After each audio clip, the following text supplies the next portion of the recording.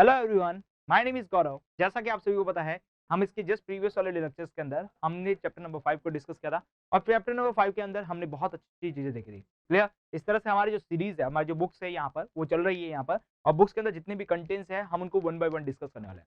आज से हम यहाँ पर क्या करने वाले हैं, आपके चैप्टर नंबर जो 6 है उसको स्टार्ट करने वाले हैं और चैप्टर नंबर 6 से रिलेटेड जितने भी टॉपिक्स हैं उन सबको वन बाय वन तरीके से देखेंगे और उनको बहुत अच्छे ढंग से समझने वाले हैं। क्लियर? अब देखिए बेसिकली बात करें यहाँ पर, तो चैप्टर नंबर जो 6 है वो हमारे चैप्टर्स का नाम क्या है, लाइन्स एंड एंगल्स है। यस, लाइन और एंगल्स के बारे में हम बेसिकली बहुत अच्छे ढंग से डिस्कस करने वाले हैं।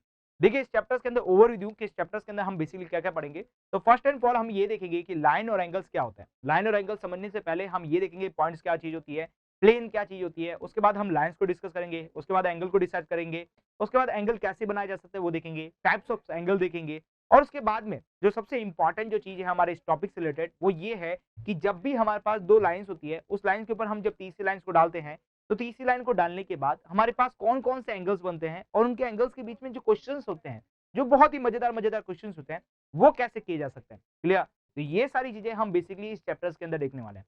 तो आई थिंक क्लियर हो चुका होगा लाइंस और एंगल्स के अंदर हम क्या क्या पढ़ने वाले हैं और किस तरह से पढ़ने वाले हैं। क्लियर?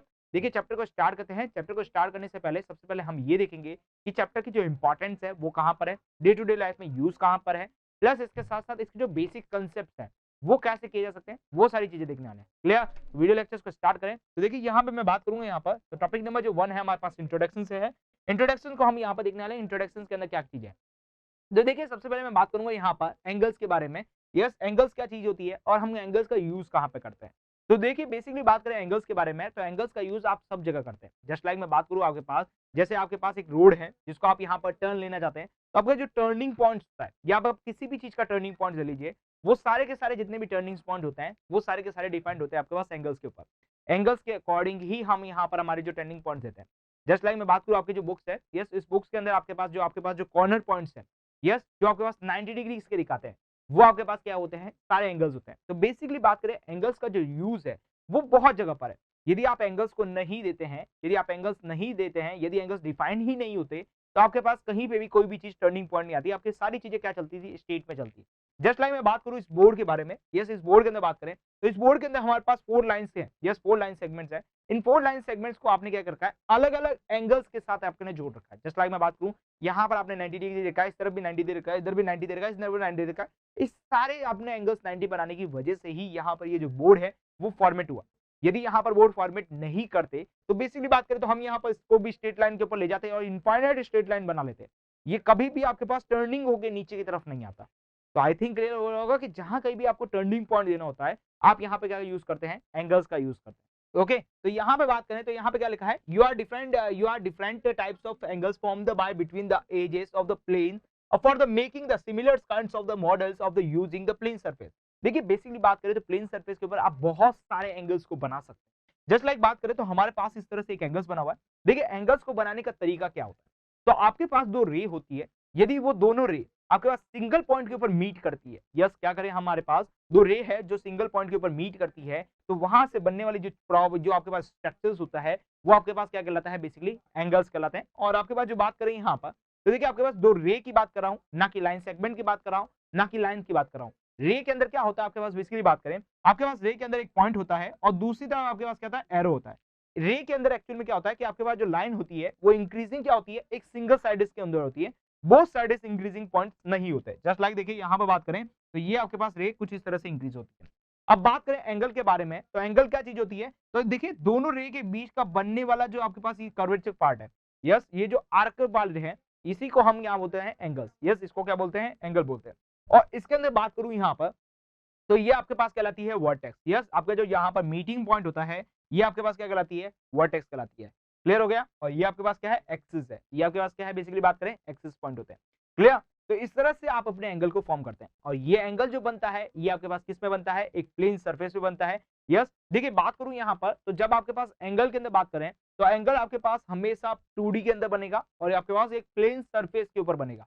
यस 2D प्लस आपके पास प्लेन सरफेस के अंदर बनने वाला है। क्लियर? इस चीज को जरा ध्यान रखिएगा, एंगल हमेशा प्लेन सरफेस के अंदर और 2D के अंदर बनता है।